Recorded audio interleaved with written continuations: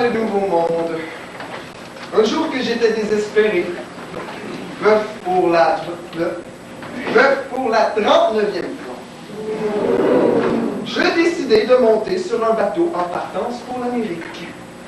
Alors, au lieu de noyer mon chagrin dans l'alcool, je le fis dans la mer. Le voyage dura exactement 10 mois et 16 jours. Je fis la connaissance d'une moussaillonne peu ordinaire, la seule femme marine de toute la flotte anglaise de l'époque. Elle est ici, Mylène de la Voilure.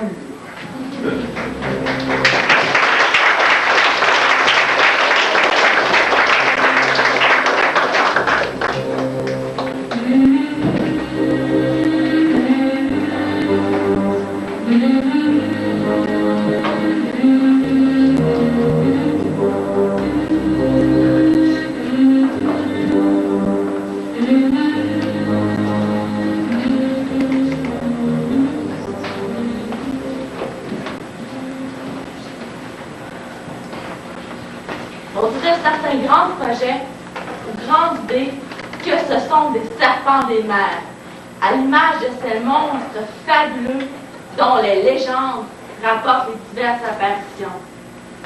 On les voit dans un endroit, puis dans un autre, et ils disparaissent pour ressurgir ailleurs. Mais finalement, jamais personne ne les attrape et ne peut même certifier leur existence.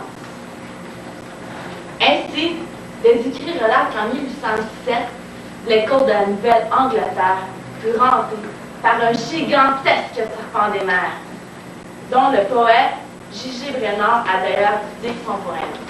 Mais le plus étonnant est la façon dont a disparu ce monstre tant redouté. Bien des légendes ont couru sur les côtes de la Nouvelle-Angleterre, dans le Nouveau Monde, mais il n'en est guère des plus étranges que celle du serpent de mer.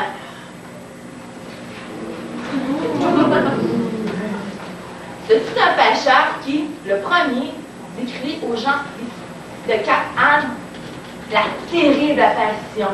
Il avait vu, oui, de ses yeux vu, le serpent.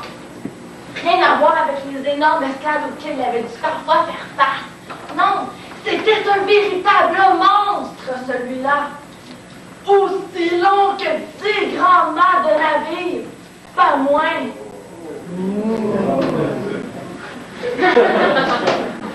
Une énorme gueule, poilue et noire comme l'entrée de l'enfer, avec une langue fendue en deux qui sifflait épouvantablement quand elle sortait. Ses écailles viraient parfois au vert, parfois au rouge, et ses 2 yeux jaunes en disaient long sur sa cruauté. Pendant longtemps, on ne parlait que de ça. On disait que le monstre apparaissait tantôt dans la baie de Gloucester, tantôt dans celle de Nantes. On venait de partout pour l'apercevoir, de loin si possible. Pas une femme de pêcheur qui ne trembla à l'annonce de l'apparition ici ou là de l'épouvantable animal. Pas un pêcheur d'ailleurs non plus, qui ne scrutait désormais l'horizon avec de l'effroi au fond des yeux. La réputation du serpent de mer fut bientôt telle que le Muséum d'histoire naturelle de Londres offrit une récompense à quiconque ramènerait la créature. Ce qui déclencha une véritable ruée vers la Nouvelle-Angleterre. Chasseurs de baleines, spécialistes en reptiles, aventuriers de tout poil se précipitèrent là-bas. Parmi eux, un jeune homme, du nom de Laurence. Ce n'était ni un baleinier, ni un expert. Simplement, le plus merveilleux chanteur que la terre eût jamais porté. Sa voix envoûtait quiconque l'écoutait. Ne violon, ne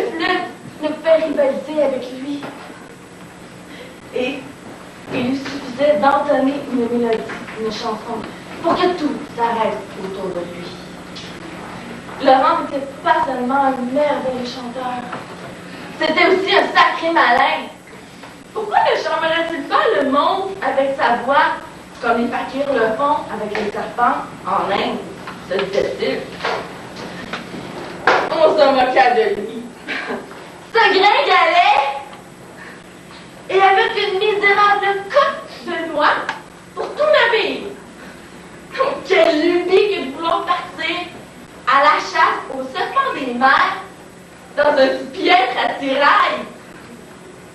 Mais le jeune homme avait confiance dans le pouvoir de son chant.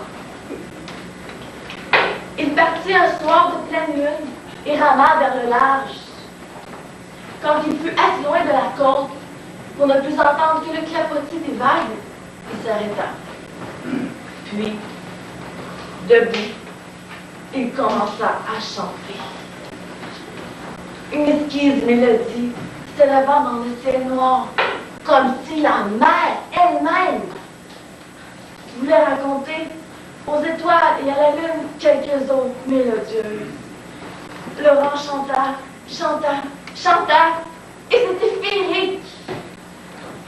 Sur les flots régnait un silence extraordinaire. On aurait pu croire que les vagues cessaient de clapoter sur la barque, exprès pour mieux l'entendre. Et le jeune homme ne cessa de chanter jusqu'à l'aurore. Lorsque le soleil pointa au-dessus de la mer, quelque chose d'insensé se produisit. Comme Laurence avait depuis longtemps fermé les paupières, tout à son chant, il ne vit pas. Les flots s'ouvrirent lentement et deux yeux jaunes s'allumaient près de lui. Ceux du serpent des mers, bien sûr, qui se dressait maintenant au-dessus de l'eau et dont le corps ondulait au rythme de la voix du garçon. Laurence enfin l'aperçut. Malgré la taille gigantesque et le regard terrifiant du monde, il ne fut pas effrayé. Non, au contraire, il se sentit ému d'avoir pu toucher une telle créature par la seule puissance de son chant et de la voir là, aussi inoffensif qu'un gros lézard. C'était fantastique de voir l'animal onduler près de son minuscule esquisse, paisible et fasciné. Alors qu'un seul coup de queue, il fait fracasser la barque et son occupant. Oh, fantastique! Vraiment! Laurence aurait voulu que cet instant dura une éternité. Et là, avec le lever du soleil, arriva un baleinier. Et de la une retentit un cri. Serpent à bâbord! Puis, en avant! Tenez-vous prêts! Tirez les harpons! Le serpent des mers était si envoûté par la voix du garçon qu'il n'avait même pas réagi au cri des hommes. Il faisait le titre parfait pour le canon du navire. Laurence frissonna et sut tout de suite que lui seul pouvait sauver le monstre. Alors, il interrompit son chant d'un couac épouvantable qui réveilla brusquement le serpent. L'animal regarda le navire avec ses harpons pointés sur lui. Puis, il regarda Laurence. Et dans un grand bouillonnement d'écume, il plongea dans les flots. Non sans avoir émis un étrange sifflement qui sonna comme un merci aux oreilles de Laurence. Les pêcheurs tirèrent du canot en vain. Le serpent avait bien disparu. Quand on demanda à Laurence ce qu'il faisait là, tranquille, dans son embarcation chétive, le jeune homme répondit par un sourire énigmatique.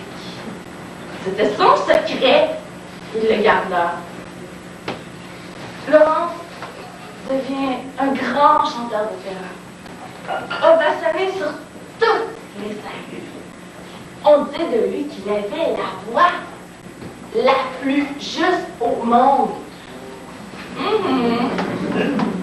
Mais il garda en mémoire la seule fausse note qu'il eût jamais faite, celle qui avait renvoyé le serpent des mers, son spectateur le plus étrange, dans les profondeurs infinies des océans.